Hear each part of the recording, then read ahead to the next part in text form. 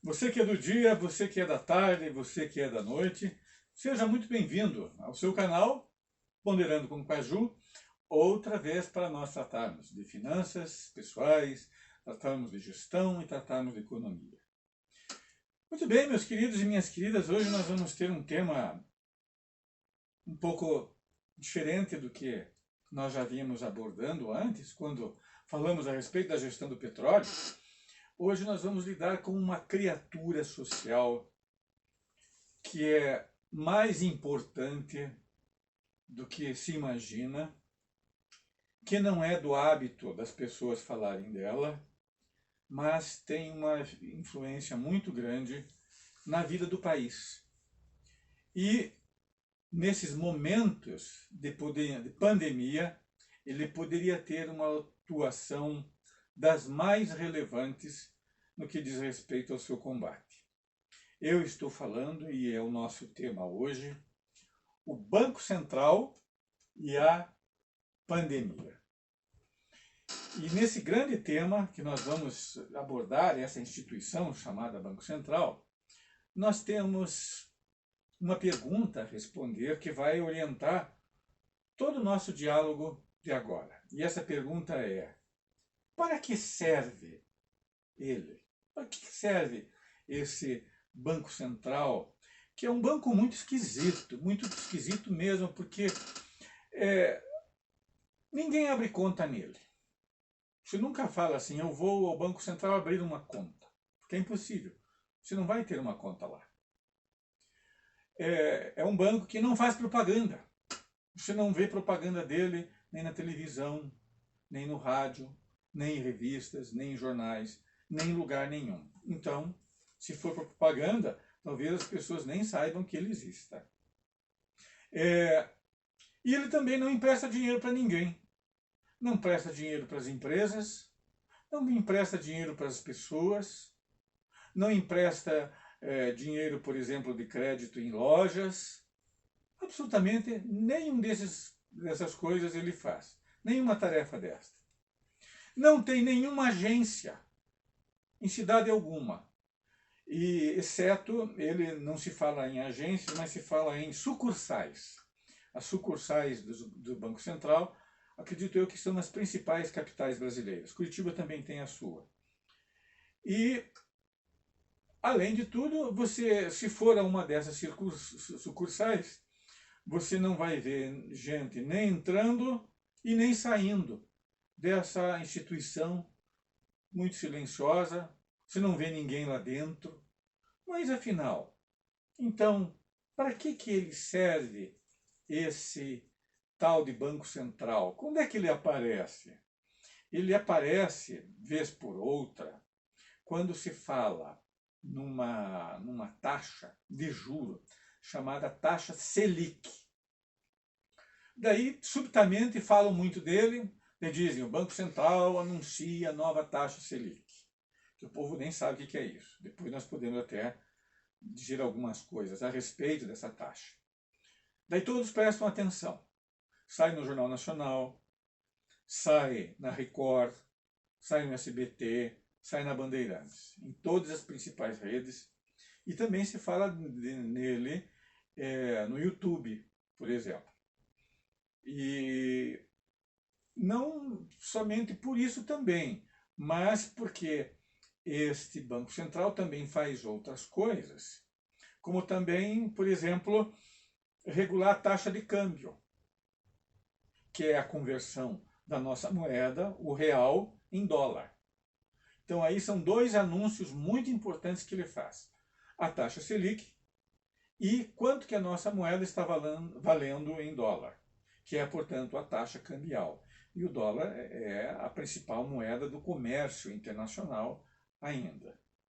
Ora, mas, então, em que medida isso vai atingir os cidadãos comuns? Em que medida isso vai ser importante para os milhões que estão desempregados hoje, que são por volta de 15 milhões de pessoas, fora também aqueles que estão se batendo em bicos, que são mais umas 25 milhões de pessoas. Portanto, nós teríamos aí um universo muito grande de desempregados, talvez 40 milhões, entre o emprego muito precário e o desemprego realmente. E uma outra coisa, por exemplo, que o Banco Central tem sido mencionado, e que talvez de uma importância um pouco maior para as pessoas, é uma última invenção social chamada PIX. O PIX nada mais é do que um registro que se faz nesse Banco Central, o qual, quando você vai, digamos, fazer uma compra no mercado, mediante esse registro no PIX, com o seu celular, você aciona isso e o pagamento é feito na hora e o comerciante ele recebe no ato.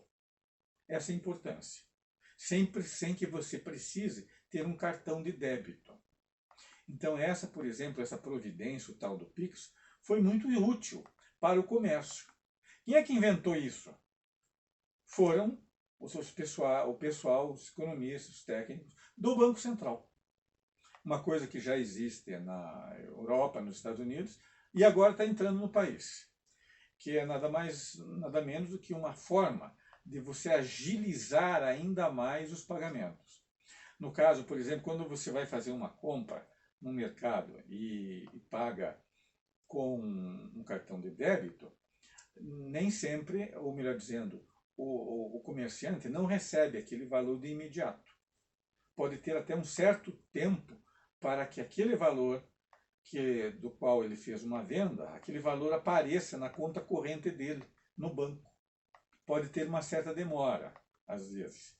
Já com o PIX, não. O PIX é imediato.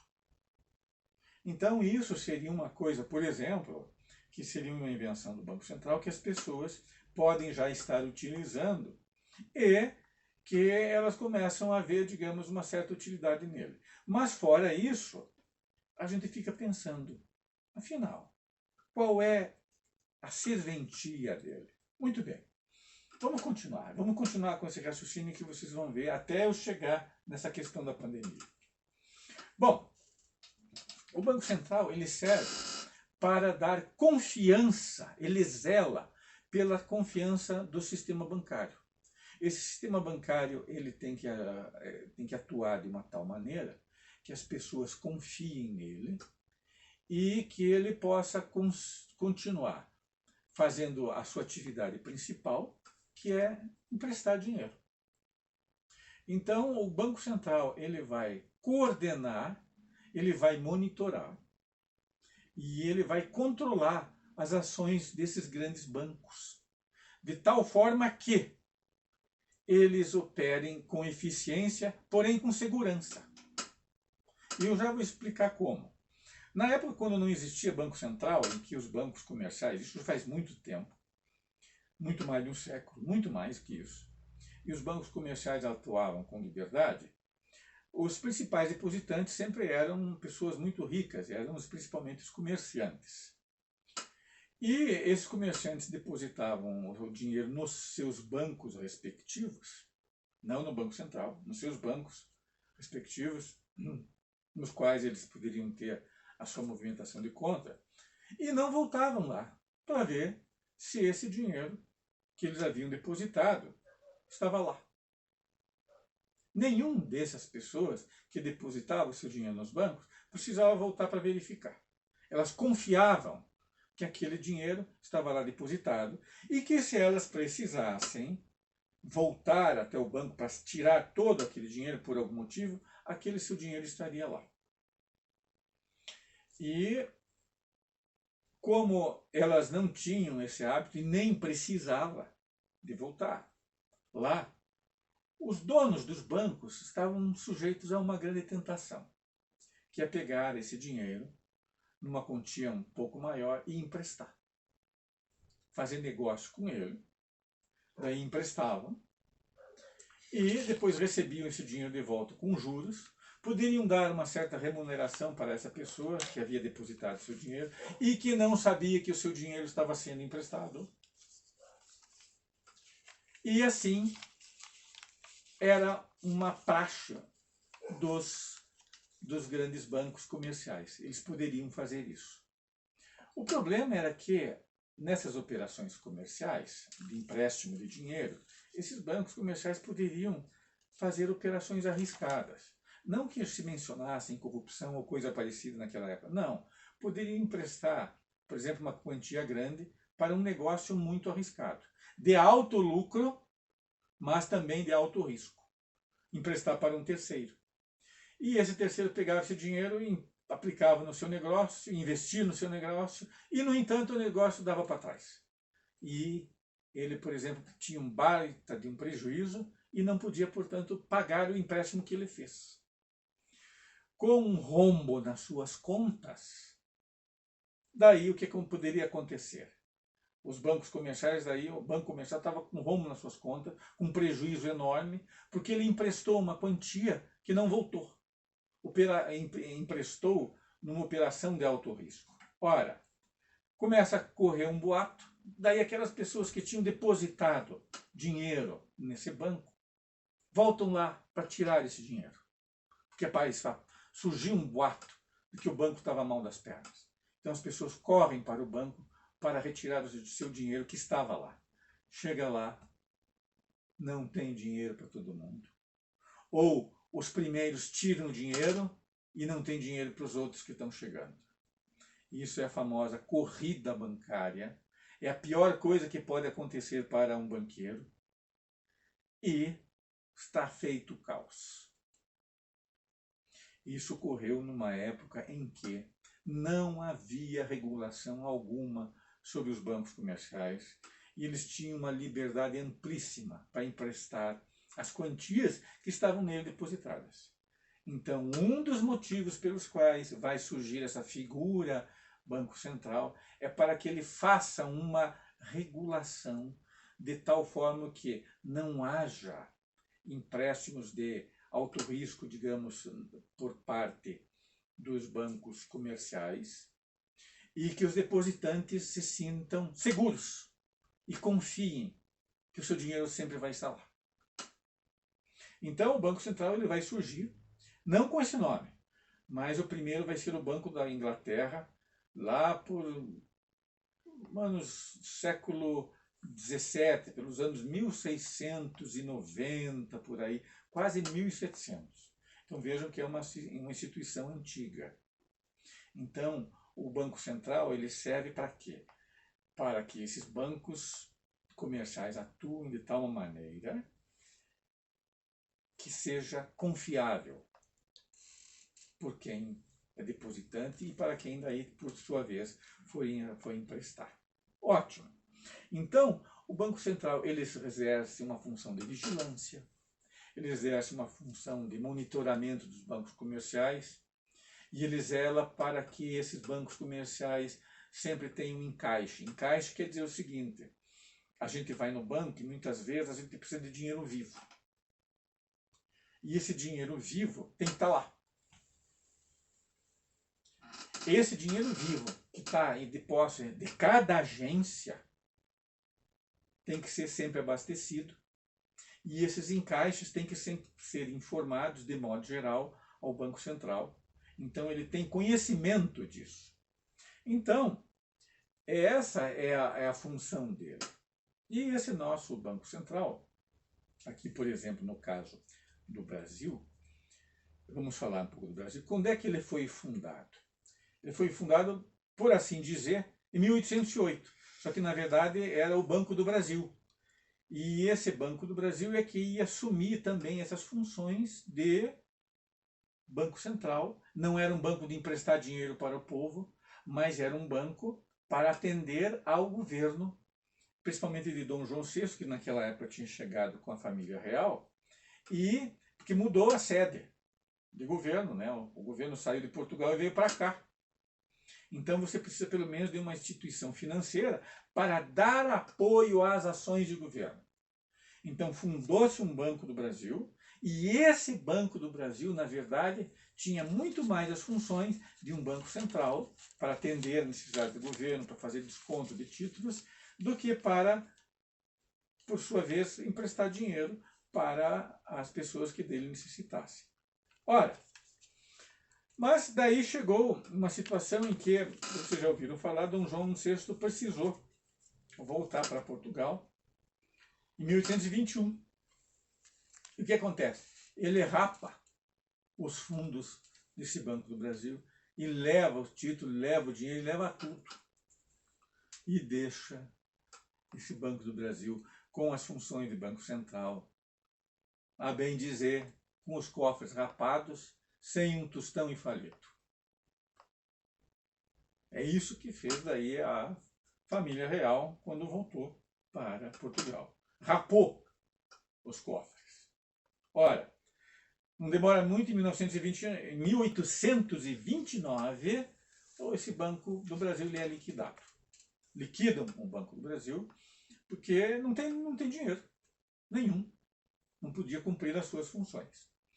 Ele só vai daí ressurgir numa segunda fase, em 1851, com o Barão de Mauá, que foi objeto de nossas atenções e nossos estudos no vídeos número 51, se eu não me engano, mais ou menos, é o Barão de Mauá. Aí, esse Banco do Brasil, ele ressurge, mas sob a responsabilidade do Barão de Mauá. Depois o Mauá perde a titularidade do banco, esse banco passa para o controle do Estado, e vai, por assim dizer, até 1945, com o nome do Banco do Brasil, também servindo para emprestar dinheiro e ter as funções de Banco Central. Vai até 1945, daí trocam de nome, daí vai se chamar Superintendência da Moeda e do Crédito, que vai atender essas funções de vigilância bancária. E de 1945 ele vai até 1964. E em 1964 é que daí efetivamente surge o Banco Central como nós o conhecemos hoje. Bom, e o que ele vai fazer? Como é que ele vai fazer com que esses bancos comerciais, que eram muito maiores em número naquela época, digamos a partir de 1964, funcionem bem, de tal maneira que tudo ocorra tranquilamente e as pessoas deixem o seu dinheiro lá e não precisem voltar lá no banco para saber se esse dinheiro delas está lá, se ele não foi todo emprestado, numa operação, por exemplo, de alto risco. Então aí sim, vamos voltar à nossa luzinha, nossa luzinha mimosa aqui, né? E ver algumas das funções mais importantes desse Banco Central. Primeiro, é o depósito compulsório. Esse depósito compulsório, explicando de uma maneira muito rápida e simples, é uma parte desse dinheiro que está depositado nos bancos não pode ser emprestado. Ele está obrigatoriamente, por isso o nome compulsório, fora de circulação, que está sob a responsabilidade desse Banco Central e não entra em circulação, não pode ser emprestado. O Banco Central delimita qual é o percentual, digamos, se for 100% dos depósitos, R$100, por exemplo. Desses R$100 que estão depositados, você só pode depositar, ou melhor dizendo, só pode emprestar 60. R$40 fica retido aqui comigo e você não pode fazer uso desse dinheiro. Isso é uma maneira de fazer com que os bancos não emprestem tudo. E fique, por exemplo, uma reserva de segurança para atender os próprios bancos nas ocasiões de necessidade. Então, numa ocasião, por exemplo, de urgência, o Banco Central daí pode liberar esses 40 que ele prendeu de todos os bancos para liberar para os bancos emprestarem numa situação, por exemplo, de emergência, numa situação de falta de dinheiro, em que as pessoas estão precisando, numa ocasião muito especial. Tá? Ótimo. Daí, esse é o item 1. Daí tem o item 2, que são os títulos públicos. Existem os títulos públicos que nós também podemos comprar. Nós podemos comprar já a partir, se eu não me engano, de R$100, já podemos comprar esses títulos públicos. E eles vão nos dar uma remuneração pela taxa Selic. Mas é um título altamente seguro, porque esse Banco Central ele vai manipular uma gráfica que ninguém tem. E essa gráfica se chama Casa da Moeda. Ele pode mandar imprimir dinheiro para pagar, se quiser, os seus títulos públicos que estão sendo oferecidos. Isso é uma prerrogativa de governo, de Estado, porque o Banco Central ele tem autonomia, porém ele pertence como instituição ao Estado. E essa configuração é mundial. No mundo inteiro, o Banco Central atua dessa maneira, como um organismo de Estado, porém autônomo, com liberdade de ação. Ora, então esses títulos públicos aqui, que são oferecidos, que nós podemos comprar, que os bancos podem comprar, qualquer pessoa física ou jurídica pode comprar, como uma forma de remunerar o seu dinheiro ocioso para servir em ocasiões de socorro. Essa que foi pensada e é a finalidade principal, principalmente nos tempos que nós estamos vivendo agora, com taxas de juros bem menores, de segurança para instituições tanto financeiras quanto instituições fabris. Digamos, você deixa aquele dinheiro depositado em títulos públicos e depois, se você precisa, por algum motivo especial, aquilo está lá. Você pode retirar imediatamente com os seus devidos juros. Então, é uma finalidade importante os títulos públicos. E o governo também consegue controlar a quantidade de dinheiro, de operações que esses bancos comerciais estão fazendo. E a terceira, sintetizando bastante, é que, como eu já falei, este Banco Central ele vai regular a Selic, que é esses títulos públicos que estão sob a guarda dele. E essa taxa de juros é o preço desses títulos. Atualmente, por exemplo, essa taxa de juros Selic está em 2,75% ao ano. É o que vai ser remunerado. Ela está agora nesse patamar. Tá? Quem é que definiu isso? O Banco Central em reunião. Ele anuncia isto e as cadeias noticiosas propalam essa notícia. Mas é uma coisa muito importante, porque essas taxas de juros vão basilar, por exemplo, operações de bilhões. E o Banco Central também pode fixar a taxa de câmbio, que é quanto o nosso dinheiro vai valer em dólar. O Banco Central também pode fazer isso. Em dólar, em euro, nas duas principais moedas. Mas a principal, mais importante, que ainda se utiliza no mundo, aceita, é o dólar. Né? Ora, e agora sim eu deixei por último uma das funções mais importantes desse Banco Central, que é a emissão de moeda. O Banco Central pode emitir moeda, dá uma ordem para a Casa da Moeda e manda emitir, para cobrir, digamos, alguma determinada necessidade. Então, veja, as funções que o Estado pode ter via Banco Central são muito maiores, são muito mais poderosas e vai muito além do que a nossa contabilidade usual, que é de débito e crédito. O Banco Central e o Estado podem ultrapassar esse horizonte segundo um determinado objetivo. Ora, e onde é que eu quero chegar com isso? Eu quero chegar no seguinte motivo. Vocês sabem que nós estamos vivendo uma pandemia e que existe um orçamento de governo para atender essa pandemia. Agora, as pessoas estão desempregadas, muitas, milhões delas, e nós temos uma doença que se propaga, que é o Covid-19, e ele é de um alto poder de disseminação, E como ele se espalha rapidamente, a letalidade dele, a capacidade de matar dele é menor, é pequena, mas pode atingir milhões de pessoas, milhares de pessoas e vitimar isso rapidamente. Então, o que acontece? As pessoas, então, muitas vezes não podem sair de casa. E se ocorrer o caso de for determinado um lockdown, que é o confinamento, que é uma medida mais drástica, para evitar que as pessoas se contagiem e os hospitais fiquem lotados, com as pessoas até morrendo antes de chegar nos hospitais, porque não tem vaga, o que é que se faz?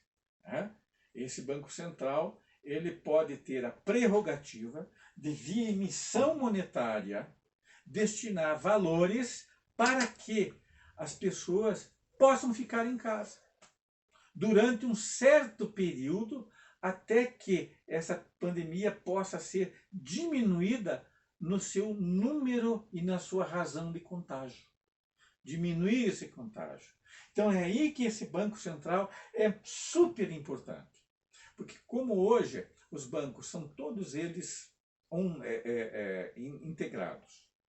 Todos eles têm comunicação imediata via internet, e mesmo a operação de contas é feita eletronicamente. Esse Banco Central ele pode determinar perfeitamente, via emissão monetária, que é destinar um determinado valor contábil, que é levado para os bancos comerciais, e esses bancos podem fazer com que as pessoas cadastradas possam ter acesso a um auxílio emergencial num certo período de tempo curto, porém muito importante para evitar a disseminação da doença. É nesse ponto que o Banco Central teria um papel extraordinário, direto e importante na vida das pessoas, para elas não se desesperarem, para elas poderem ficar em casa, porque vão ter uma determinada quantia que vai ser importante, pelo menos para elas sacarem e para comer. E essa quantia vai ser importante nos supermercados, para movimentar o supermercado, ou tem sido importante até mesmo na construção civil, para se fazer pequenos consertos. Então vejam, num determinado período de tempo, isso é um valor muito importante e imprescindível para nos defendermos diante de uma desgraça dessa, que é o Covid-19. Ora, mas para que isso possa funcionar, tem que existir 3 coisas simultaneamente. 3. Primeiro, tem que existir o auxílio emergencial, um isolamento muitíssimo bem feito e uma campanha de vacinação em massa. As 3 coisas funcionando em conjunto a partir de uma decisão central que venha lá da Presidência da República, coordenando ao mesmo tempo os estados, coordenando ao mesmo tempo os municípios, agindo em conjunto com as instituições bancárias e fazendo com que todos possam ser atendidos num período de tempo que é considerado vital para um país. Mas isso necessita de inteligência e de uma presidência da República que olhe para a frente e olhe com humanidade para as pessoas. E não, como nós estamos vendo hoje, um presidente da República que até parece sócio de funerário, parece que ganha comissão por defunto, por caixão de defunto. Então, essa ausência de coordenação está levando a uma situação de caos e de tragédia. Porque os meios para se contornar isto existem. E um dos mais importantes é este aqui. Porque esse Banco Central tem poder de emissão monetária num determinado período. E não ser inflacionário, por quê? Porque vai ser um valor para garantir que as pessoas fiquem em casa e possam comer. Essa é a finalidade. Vejam então que essa instituição ela pode ser muito mais importante do que se imagina. É uma instituição que pode estar a serviço de uma nação. No entanto, essa sensatez, essa inteligência está absolutamente em falta. E daí nós vivemos uma autêntica tragédia. Muito bem, meus queridos e minhas queridas, era essa a minha mensagem de hoje. Espero que vocês tenham gostado. Quem gostou, por favor, dê o seu like, porque o nosso trabalho vai continuar com outros temas que eu espero que sejam úteis para todos vocês, para nós entendermos essa máquina da economia. Muito obrigado e até outra ocasião. Até!